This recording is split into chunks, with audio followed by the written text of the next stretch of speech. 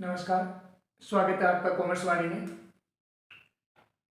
आज की इस वीडियो में हम साझेदारी परिचय चैप्टर में जो आपका लाभ हानि नियोजन खाता बनाया जाता है लाभों के वितरण हेतु, उस पर चर्चा करेंगे और उसके प्रारूप पर बात करेंगे कि वो उसका प्रारूप कैसे बनता है, उसमें क्या क्या शामिल किया जाता है, किसको छोड़ा जाता है। लाभों के बंटवारे हेतु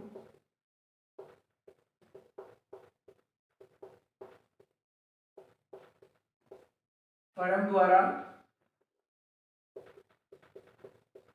तैयार किया जाने वाला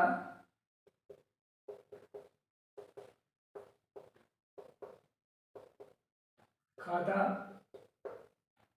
लाभ हानि नियोजन खाता है।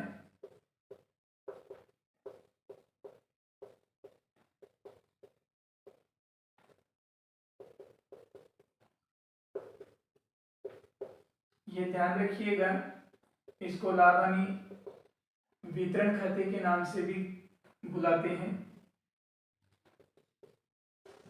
और यह लाभ हानि खाते से आगे का हिस्सा है जहां से हम शुद्ध लाभ हानि ज्ञात कर चुके होते हैं, उससे आगे की बातें इससे खाते में शामिल की जाती हैं।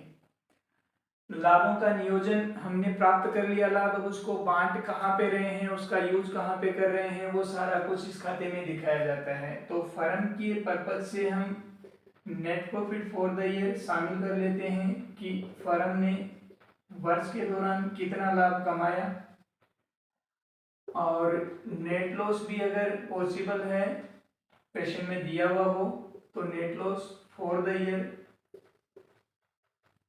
इधर हो जाएगा। साझेदारों को अगर पूंजी पर ब्याज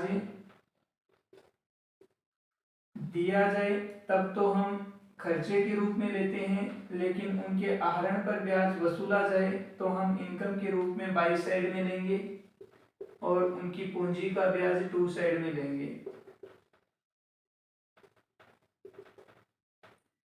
अगर साझेदारों को सैलरी, कमीशन या फिर बोनस अमाउंट दिया गया है तो आपके डेबिट साइड में दिखाया जाएगा।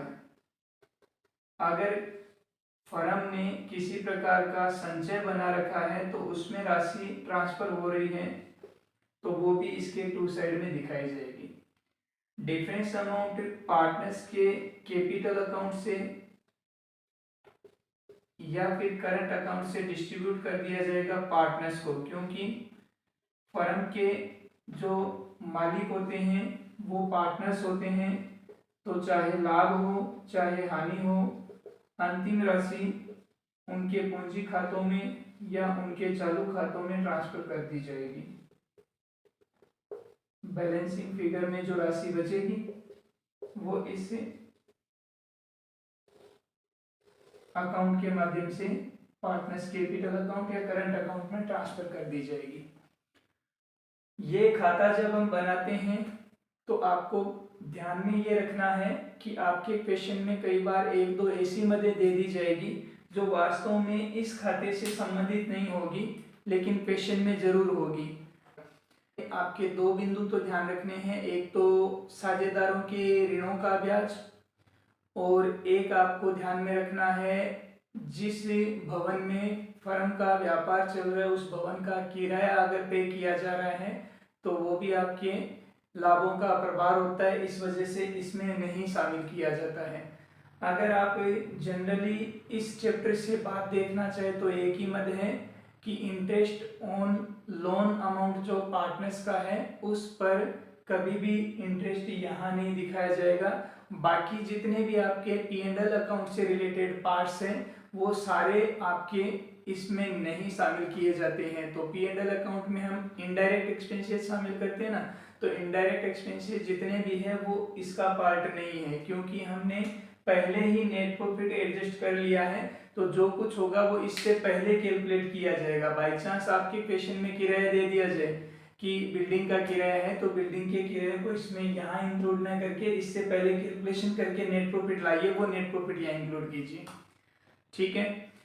आज की इस वीडियो में हम इतना ही शामिल करेंगे। इससे रिलेटेड न्यूमेरिकल क्वेश्चंस पे अपन नेक्स्ट वीडियो में बात करेंगे।